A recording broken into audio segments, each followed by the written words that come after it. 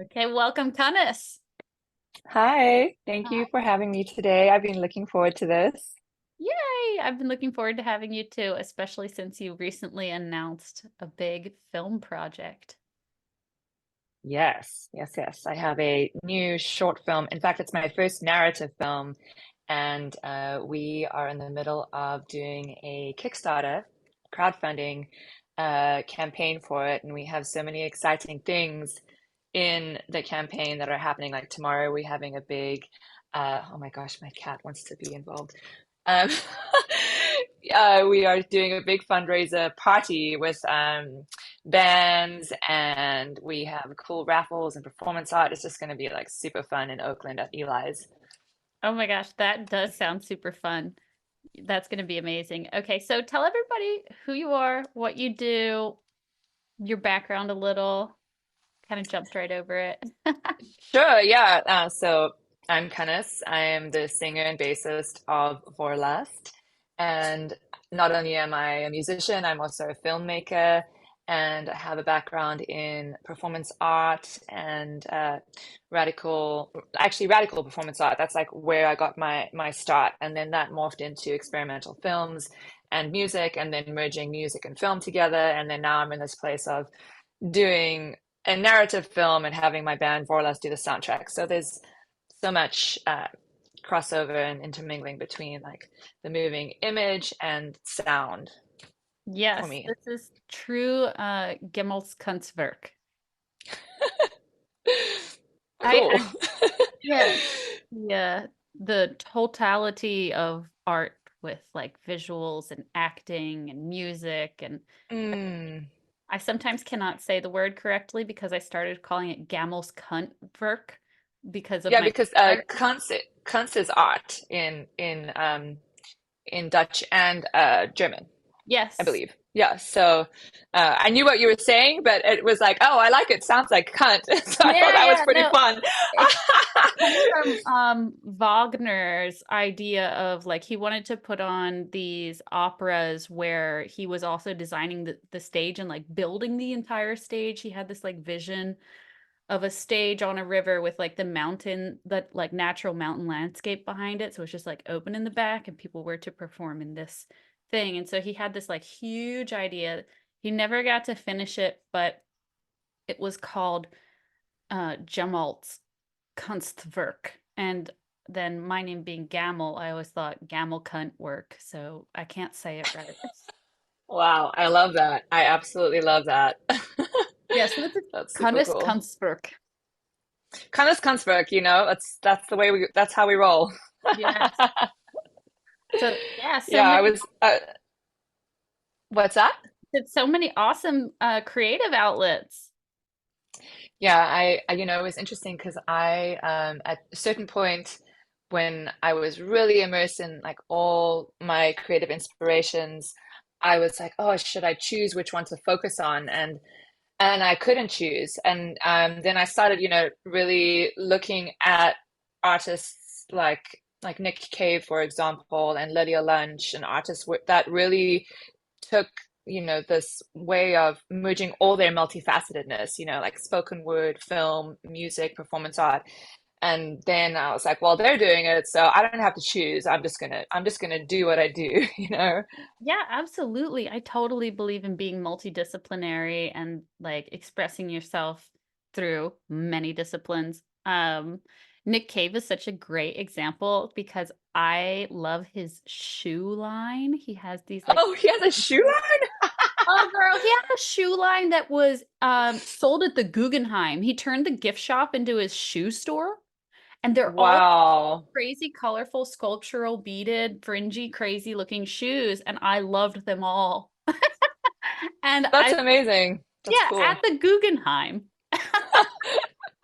Wow. So, To think about someone like him going from like the birthday party days where, they were all junkies, just like totally strung out. Like, I mean, I love that band. I love the birthday party. And then like you see the evolution of him as an artist, like transforming and stepping into something like more centered but still totally wacky and out there, and like really just with tendrils in every single element of creativity, and how he just has like diversified his whole imprint as an artist in this world. Like all the different projects he had, like Grinder Man was super, super sick, Nick Cave and the Bad Seeds, super rad. Like the collaborations that he actually did with Lydia Lunch. I mean, I'm a huge fan of the no wave era of art, so they were like very immersed in that. This is also bringing to mind um, the voluptuous horror of Karen Black. Ooh, yes. So Gita Gash, another one of the rock goddesses, she played with that band at the Whitney Biennial, and now she's playing Wow. at MoMA PS1. So there is a place for us. Yes, absolutely. And so many people draw inspiration from us, and like from people, that like just like so raw, and like creating from such a raw place, and like people want to create their whole identities around stuff like that. And for us, it just comes naturally. And then you see like years later, it's like a fashion trend, and you're like, wow. Yeah. And speaking of fashion, I gotta say, it's a dream of mine to own one of Nick Cave's wives. I believe her line is called the Vampire's Wife dresses. They are Oh, so beautiful. I've seen her in some of her pieces, and she also too is just like strikingly beautiful, but like possessed by something very powerful. You can tell. Like, I want to talk to her, like I want to get into her witchy mind. Yes. Oh man. Okay, so back to you. Um, Okay. when when did you first realize that you loved rock metal music and that you wanted to create more of it? So, okay, when I first realized it as a really young age, my dad is just like total music, uh, rock and roller. But so I'm from South Africa, right? So when I was young, there was so much censorship in South Africa, and also in my dad's youth, like so much censorship. So like music, a lot of music was not allowed to be played on the radio, and that included most of what we love in like rock and roll, from like back then. And so when my dad, he was drafted into the army. He didn't want to be in the army, but anyway, when he was there, um, they would tap into like pirate radio stations in different countries, like Zimbabwe and Botswana and stuff, and like hear rock and roll, and he just got like so turned on by it. And I remember him telling me the story about when he first heard the Animals. He was like, music. He was like, when I first heard their music, he was like, music has changed forever. And like he just was so like Ooh, pumped on rock and roll. And so deep in when yeah, so when he had us as kids, it was just instrumental in something that he shared with us. It was music and his record collection, and every Sunday was like a day of listening to rock and roll, because it was a day when he wasn't working, where he could chill, relax, and like the house was just booming with rock and roll. And I remember falling in love with Black Sabbath at like a really, really young age. And Led Zeppelin also, I think I must have been about like 5 years old or 6 years old when I was like, this is just so cool. And I would be like running around the house with his records and like, I want to listen to this song. And so, yeah, we have a very strong, my dad and I have a very strong connection with music. And um, there's like the power of the riff, having these kinds of conversations with my dad when I was a really young kid, where he would talk to me about riffs and how riffs carry songs. And there I am, like a 5-year-old girl, like, yeah, the riff, this is so cool. Stuff like that. And then I didn't, later on in my life, when I started coming into my own, I realized how the seeds were planted at a really young age, and like this was what was true for me, and I just had never allowed myself to explore it because I thought it had to be something else. And so yeah, I credit a lot of my musical inspirations to my dad. aw. I have to relate. My dad was a pipe organist, and like I really wanted organ in the music I make, and I got like a little bit of pushback on it, and I was like, it's just got to be this way. Like, Oh, that's so cool. yeah. Unfortunately, he died before he ever heard my music, but I feel Oh, the dead can see us, and so I know. absolutely. Yeah, I Yeah. know that he knows that there's organ in the metal. Wow, that's beautiful. That's really cool. Oh, thanks. Okay, so this question is really funny because it's my favorite question to ask, and you're gonna be the most perfect answer. If your music were a movie soundtrack, what would the movie be about? Ah, what would the movie be about? I know, I thought that was really cool. Well, I gotta say, I'm a Mad Max fanatic, right? So like Mad Max just came out with Furiosa, the prequel to Fury Road, and Vorlust had like many inspirations like years ago from like the tales of Mad Max, and so if it were to be a film, what would it be about? There would be a big element of like slaying the worst possible oppressors in this world. I'm so sorry. How did that just ding right at that moment? That was Mad Max talking to us.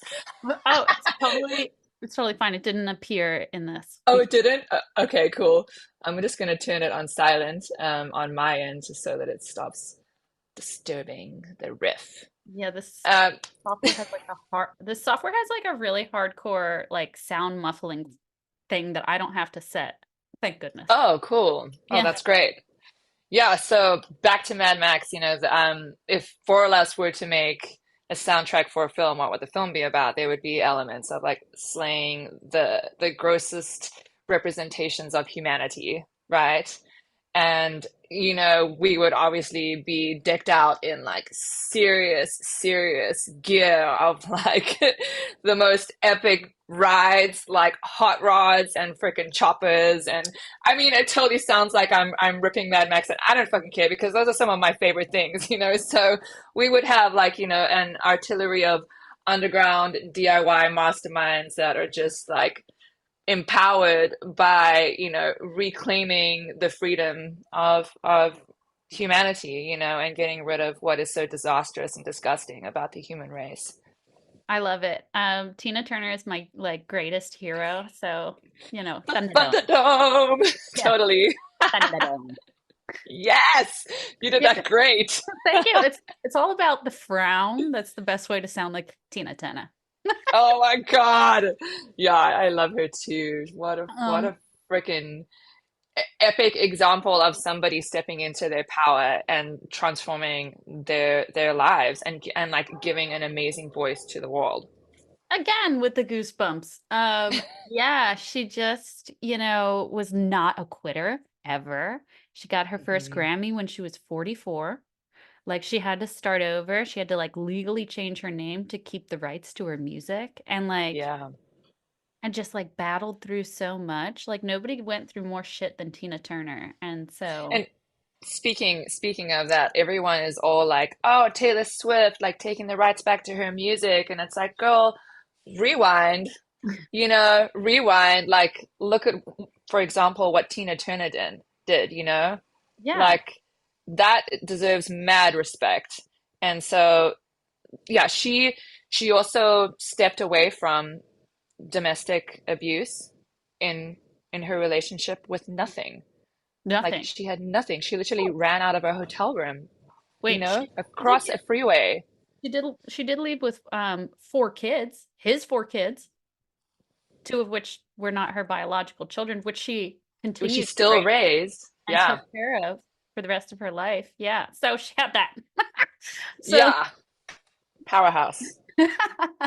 yes, Thunderdome. Okay.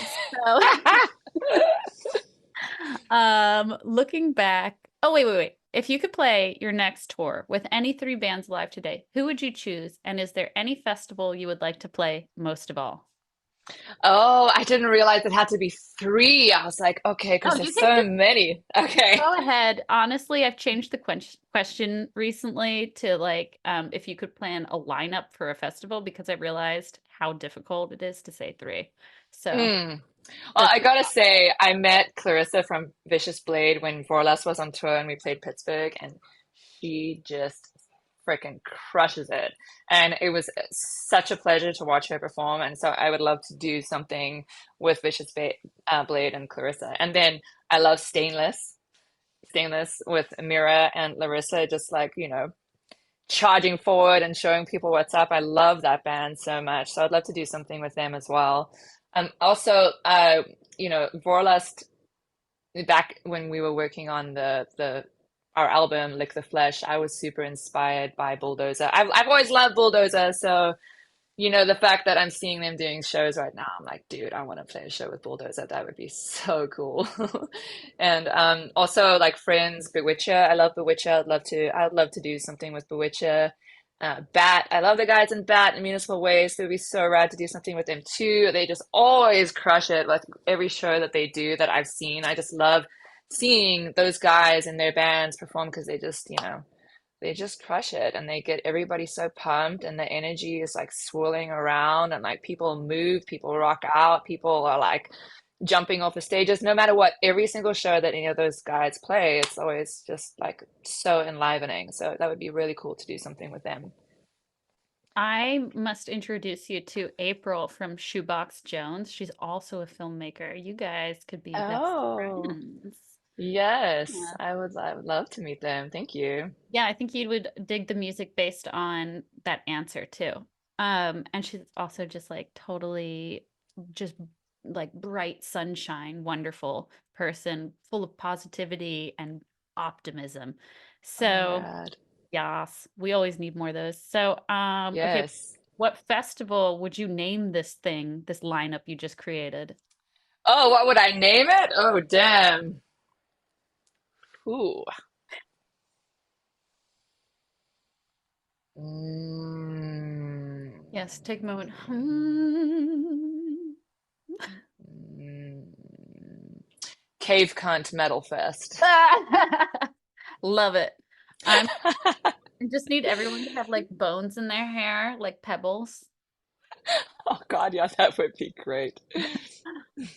Okay. So more serious, looking back on all these things that you've tried and succeeded with, what was a big decision you made that turned out to be a great choice? Oh yeah, I remember when I read that question of yours. Well, uh, the biggest choice I made in my life was I actually got sober. I got sober 13 years ago. And it wasn't until I got sober that I was able to connect with my creativity. I was so shut off. I was so shut off and shut down. And even though I was like creating things, um, I didn't feel connected. I was so disconnected. And so a big part of my journey started actually when I got sober. I'm a total alcohol. I'm an alcoholic. I don't have any breaks when it comes to substances. So like when it comes to drinking, I will drink anything and everything, and I will not stop. And when it comes to other substances, drugs, like same thing. Like I just have no breaks, and so it's really amazing to experience my life opening up for me when I put that down and got sober. I didn't think that it was possible because I had kind of a delusional attachment to like a lifestyle and an idea of what freedom meant and stuff, and was so tied into getting fucked up and raging and really I was so depressed and didn't want to live at that point in my life. And so the irony is that like my life became so free and I became so connected to myself and other people after I got sober that like my creative uh, spirit started flourishing, and I was incredibly inspired by by life, and like again, like these deeply rooted seeds in me that I just thought I wasn't allowed to access, like making music. I was like, oh, that's for all those men out there, that's for all Mm. those other people, like not me. I can't do anything. And then like actually it turns out like there is just this deeply thriving creative flame within Mm. me that just has it's just like comes so much to life that like I'm very, very grateful for that change. Wow, that's amazing. I have like so much to reflect from that, and I like don't even know where to start. It's first of all, thank you for coming here and saying this to like the people that are watching. Like you're just like the angel of the day, honestly. Oh, Yeah, like thank you. yeah, really. And I totally like know what you mean. I do drink, but I like often consider just like not drinking at all because I don't drink very often, and so I like kind of suck at it. And I'm just like immediately hungover from a glass of wine. And like I know that like in times when I've taken like months off of drinking is when like I've had the most creative bursts. And I don't like feel really different personally. Probably I don't know why. But it's like but it does like slow me down even to have one glass of wine. And yeah, I don't know. I guess I was like thinking, oh, it's kind of nice out. Maybe I'll go get some kava. But you know what? Not today. Not today. I don't know. There's That's so much funny. magic in the air today. I can see I don't need that. I'll go get some lemonade. Uh, Well, I mean, no shame. Like I'm down for it all. Like I worked as a stripper for 10 years, and all those 10 years I was sober, and so I really um have like I kind of like being around the party. I like being around the party. I love elevated energy. I'm like an adrenaline person, and so like, it has its place in the world, but for me, it just doesn't have a place within me to mhm. ingest. So I know that about me, but I love the party, so I'm down to like to be around that elevation. Yeah. And then also like there's like stripping is very rock and roll. Okay, like we wouldn't have Courtney Love without the beautiful gift of strip clubs in this world and men's horniness Mm, because men's horniness, yes. yeah, because she funded whole by like she payrolled everything. I mean, she had like money from her family, but like really she payrolled everything by being a dancer. So Yeah, same here. Everything with Vorlust and every film up until this point has been funded through stripping and through freaking the horny turning tricks with wealthy men. So, I have much respect for it. It's definitely opened so many doors for me. I'm not a dancer anymore. And I'm also very happy with that because I'm almost 40. I'm going to be 40 next year. And happy my birthday. body, well, yeah, thank you. My body is like, I'm done. I'm trying to save my kneecaps. Like, I've been like, 10 years of stripping. It does a huge takes a huge toll on the body and also like I'm just like in a place in my life right now where there's just so many other things that I'm drawn to and wanting to do and the abundance of like living off of my creative life is actually, yeah, this is it, this is what I'm doing. I'm living off of my creative juices. I'm so grateful for women like you who are doing it fearlessly and like showing others that you don't need to be 20 years old on TikTok to like be a creative person. Because I think, Totally, oh my you know, gosh. there's like a message out there in society that like women this is such a funny message too, because once you get to this age, all right, there's a message that after 25 you like more or less expire. But then when you get to 25, you realize that it's just like you're no longer this like malleable victim of like I don't know, the patriarchy. And so it's like interesting what happens after that because I feel like that's when a lot of women find themselves like so many women will come on this show and Absolutely. almost apologize that they didn't get into music when they were younger. And I'm like, listen, you had to battle a lot of stuff before you could think that you could be here. And like, so it's like almost like there's something that happens when you get to your 30s that is like just a I don't know, it's like you're not even on the same planet anymore. So we need role Agreed. models. Absolutely. We need the role models. We need the women in their 30s, the women in their 40s, Tina Turner, Grammy 44, right? Like 444 Tina. Uh, Oh, yes.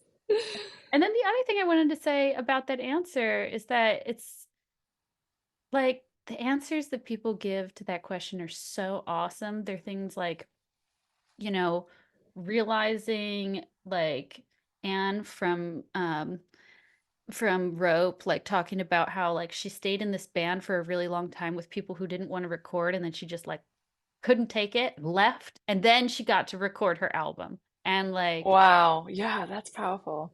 or like I had a guest earlier this week talking about like she has like spinal pain, and so she started lifting weights, and there's so many girls and women weightlifting in this community, and it's wonderful because we can like tag each other in our gym stuff and be like virtual gym buddies and things like that. And then many people like Gita Gash also her answer was getting sober. So what Wow. wonderful, healthy fellowship we have all developed together.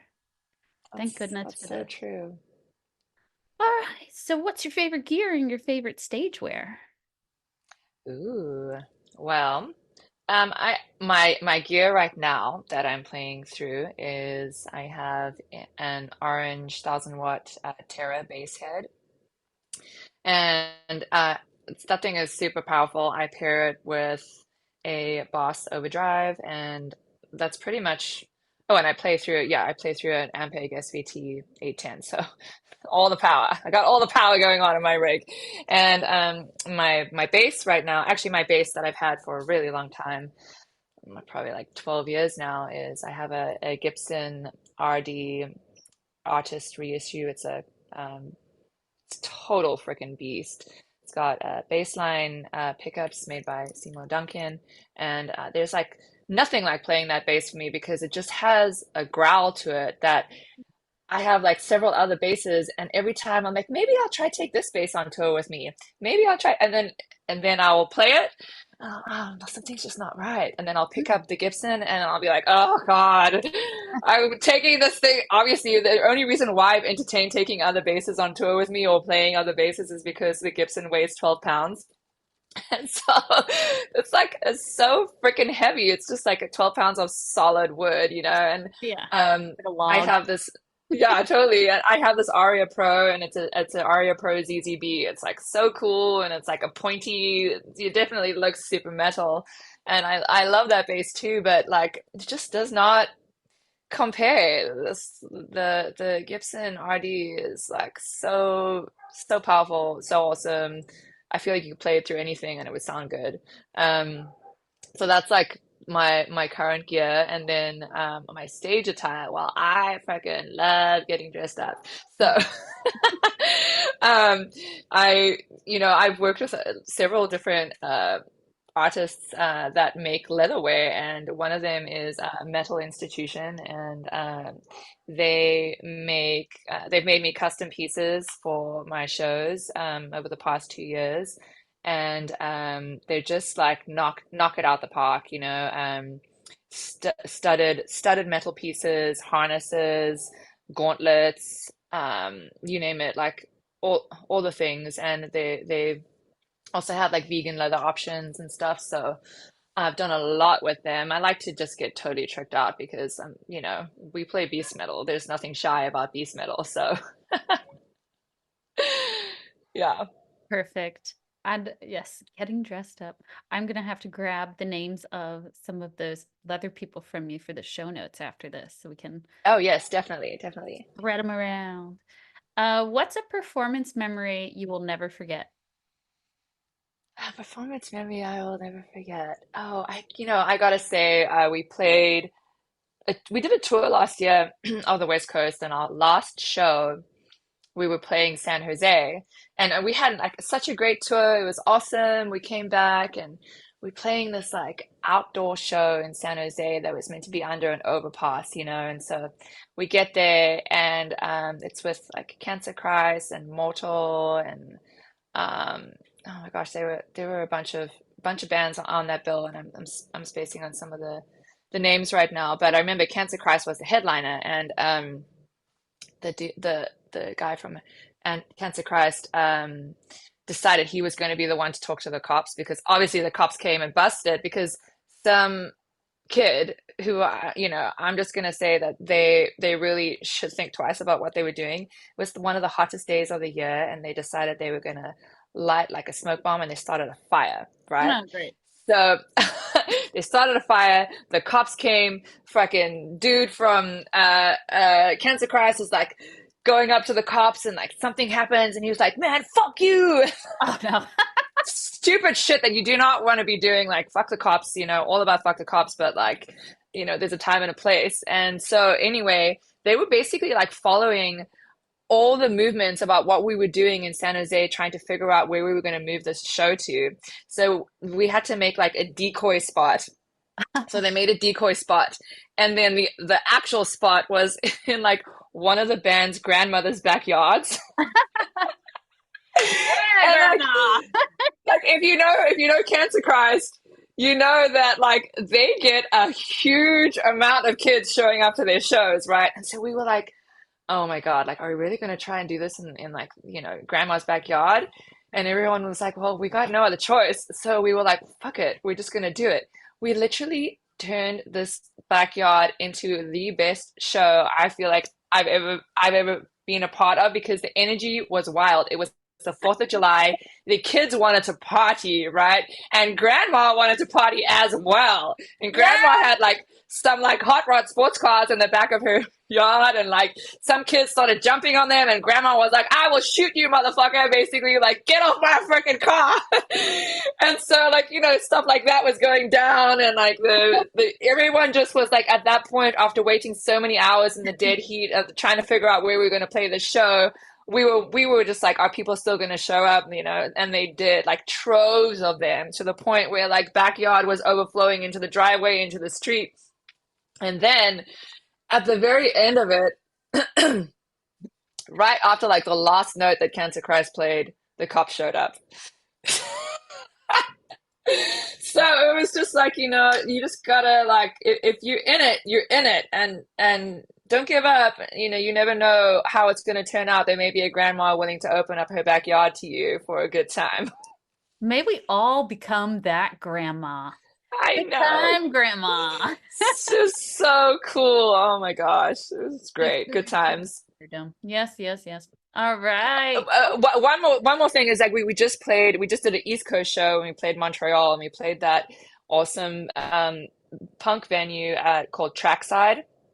It's like the bunch of punks like took over an abandoned railway station, and they turned it into a venue, and like it was so freaking cool. Talk about Thunderdome, right? Like the room that we played in was two stories, right? The top story was a cage, and so they were literally kids like hanging from the cages, hanging from the walls.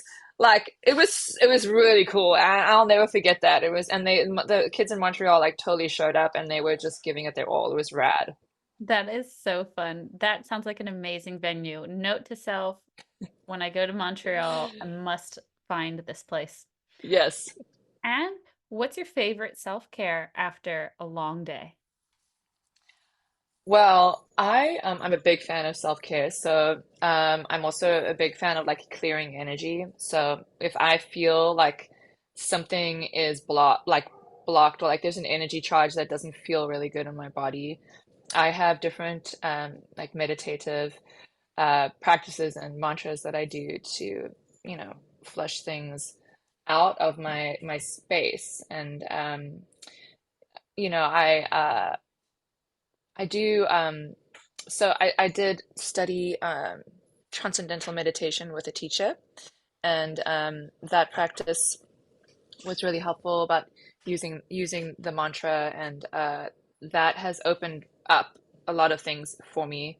And then now I have gotten really into neuroscience and quantum physics, and really working with the different energetic portals. Some people call them chakras. I'm not really into like the chakra terminology, but I definitely work with like different energetic portals, like in my human form, and like focus on those areas, and recharging them. So Yeah, I'm all about that. I feel like energy is the realm that we live in, and if you're in tune to it, you're able to make magic happen, and you're also able to really heal our bodies and our minds through energetic practices.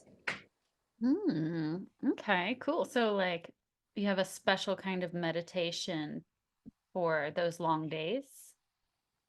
Yeah, oh, hold on one second. Bye, babe. My partner Sunny, who's also in my band, he's in a neck rot as well, and so they are just about to go on tour, and I think he's about to head out to meet his bandmates to get ready for their big tour. Oh, we better wrap it up then. No, no, it's fine. No, it's fine. Like, I mean, he's still going to be here for a couple of days, and Oh, okay. we're good. He was just saying goodbye to me, let me know that he was Like, where leaving. are you leaving? See you on the road, baby. Like, don't forget about me. um, but yeah, to be specific about that, I found this this teacher, and you know he's pretty well known. Some people are really into him, some people don't like what he does, but I really like Joe Dispenza's work with energy, and so I've been doing some of his meditations, guided meditations, and I do walking meditations that he does. So I love going for hikes. I live in Oakland, and I have this one area that I go to. It's a volcanic reserve, and I go walk up there, and there's just like there's something about the earth over there, like it's charged with something, and I do his walking meditations, and I did the first time I did one, I was like, oh my God, I cannot believe I'm doing this. This guy's voice, oh my God. And I was like cringing at myself because I was like, is this really, am I really doing this right now? Am I really doing this right now? But I allowed myself to go through the whole hour and 10 minutes of this walking meditation. And by the end of it, I felt like I had let go of so much pain that I was carrying and so much fear that I was carrying because I had just left my job. And so I've been, like I told you, I've been stripping for 10 years, and I had tried leaving that job for about 5 years. It took me 5 years to leave that job uh, because I was really attached to the money, very attached to the money and the so-called freedom that I got from like, you know, just having so much flexibility. And but I was also struggling at the same time because it just got pretty dark for me. And so I was like, okay, well, I'm willing to try this new thing, and so I went on this hike, and like I said, I had so many judgments in the beginning, and like listening to it and listening to its voice, and by the end of it, I was like I like cried. I was like weeping tears of like feeling so much release and relief and trusting in the process of like Hmm. going forward for what feels true for me and not living in the fear of like I'm not going to be okay. So I've just been for the last few months I've been doing that, and it's really been great for me. It's been good for me, you know. Spiritual practices are so unique to everybody that like what I say right now may not work for a lot of people, but it may resonate with some people, but it's working for me, and it continues to be something that I explore because like this may stop working for me at a certain point, and then I'll get interested in something else. Like I was really interested in deity practices, you know, and channeling different deities like Lilith, for example, you know, and Kali, for example, and different practices like witch practices, you know. So it's always a evolving for me. Mm-hmm. Oh my gosh, I haven't asked people that question before, but I will definitely be sticking that into future ones because I think that's a really, those are many treasures for the community. Especially because, you know, putting yourself out there creatively in like the many forms with film and music and writing and whatever. Um, it's like sometimes you get a lot of attention and it's like kind of intense. So like we all need some of that. Uh, Yeah. cool. Okay, I'm definitely getting that from you for the show notes, and I'm excited to try it. Um, okay. Any new announcements for us? New announcements. Well, so yeah, the film that I'm working on, Shriek, is a supernatural short horror film. It's my first narrative film. I've done a lot of like experimental film and music videos in the past, but this is my first narrative film, and it's a vengeful story of an immigrant housewife who gets who has an encounter with a mysterious supernatural force possessing the woods. And, it's through that encounter that she is able to transform and reclaim her power and like turn the tables on her abusive husband. And so the story really touches on some pretty strong and heavy themes of domestic violence, also on the isolation of immigration, and this element of empowerment and how anyone that's ever been in a really dark place is able to transform their lives. Like there are ways that we can tap into these. We're able to tap into things and transform ourselves, whether it's through resources, community, or the supernatural. Like horror films are often metaphors for these big overarching themes.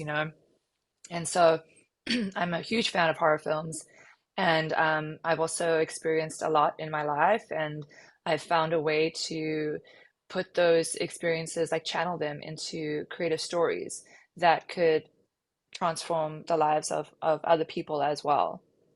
Okay, this I'm gonna watch this movie with my family because um I have three people in my family immigrated as adults to from Australia, and then my sister's husband just immigrated this year from Japan, and I'm about to emigrate to Sweden.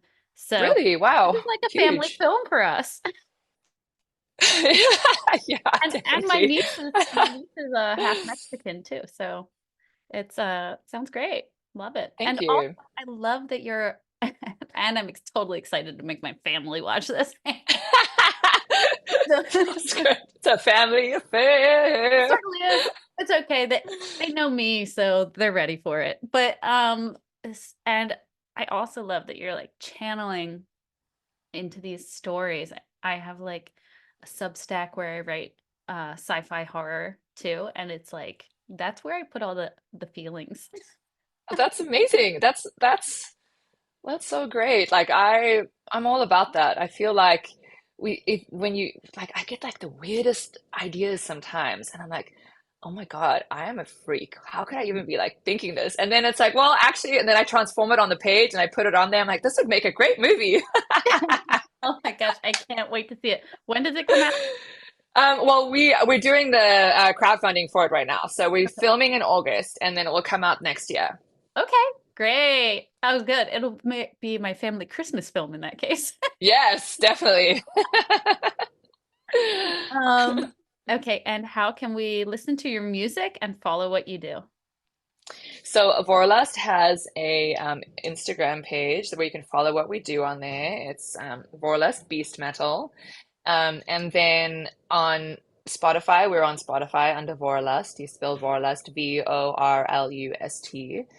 We also have a Bandcamp page. If you want to support us directly, you can buy merch from us on there and download our music from that site. And then you can follow me personally on Instagram. I am Cunnus 666. So it's Cunnus 666. And you can stay up to date on everything I'm doing. Also, the Kickstarter for my film is on there as well, and you can just click on that in my bio if you want to check out what we're doing there too. Yeah. And everybody remember to look for Bandcamp Friday when you're going to buy merch so that the artists get 100%. Yes, And it's so cool that they do that. there's a website called isitbandcampfriday.com, and that is the best way to check. So, Oh, cool. yeah, I don't know who made it. I found it because I asked Google. So, That's great. um, okay, now we're going to play the game that if you've seen any episodes before, you already know how to play. I'm going to hold up two pieces of vinyl and you'll pick one to talk about. And if you don't know Mm. either one, that means I'll talk about it. So, Okay. Kate Bush or Patti Smith? I'm gonna say Patti Smith. Yeah, I think the name of the book that I read of hers is Just Kids. I remember reading Just Kids and her relationship with Mapplethorpe and their punk rock roots and just like this openness to gender fluidity. Like they really got the ball rolling for a lot of us where we're at now. And her voice is still very active. I follow her on Instagram and I have a really tender spot for her. It just feels so genuine. Like she feels so genuine.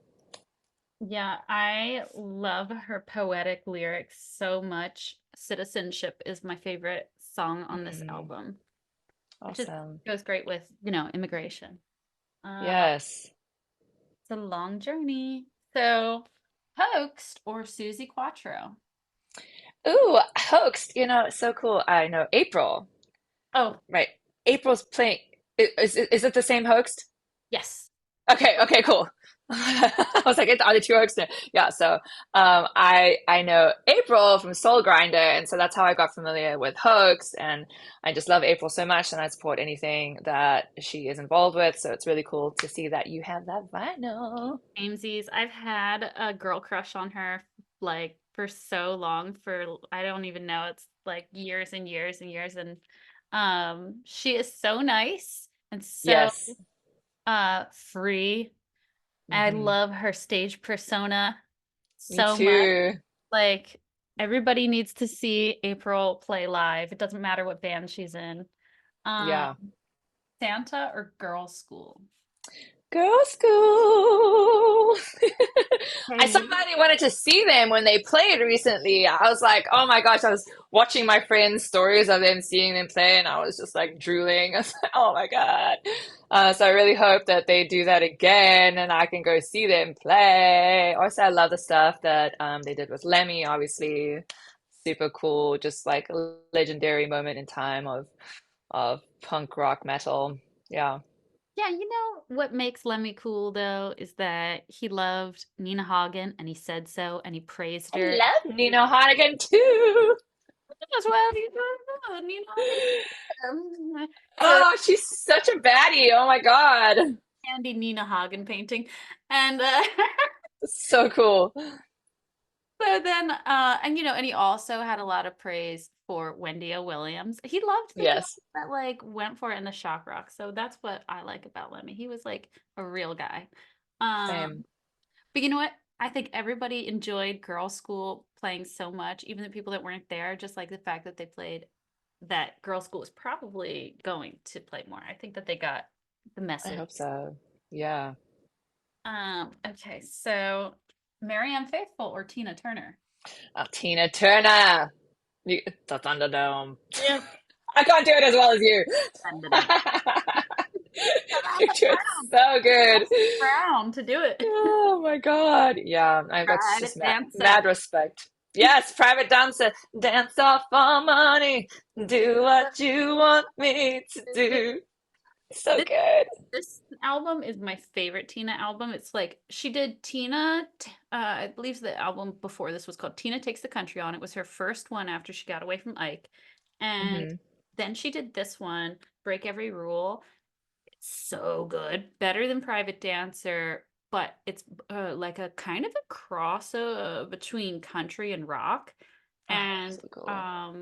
it's like I feel like this one actually built her up a lot, and then she was big enough for Private Dancer to have like momentum behind it because this is definitely the superior album. Mm. This one's Yeah, like, when she passed, the day she passed, I went and walked around my neighborhood with a boombox blaring Tina Turner. okay, And well, I made my boyfriend come with me. wait. Now that you told me that, I'm just gonna do real quick and just I have a Tina Turner shrine. Oh my God, wow. Oh, I feel you. That's special. That's Like so been cool. there since before her death. I've always been like this for Tina. I Mm, so showed it rad. to Sarah from Smolder and she was like, anyway, but some people get it. Yeah, So I get it.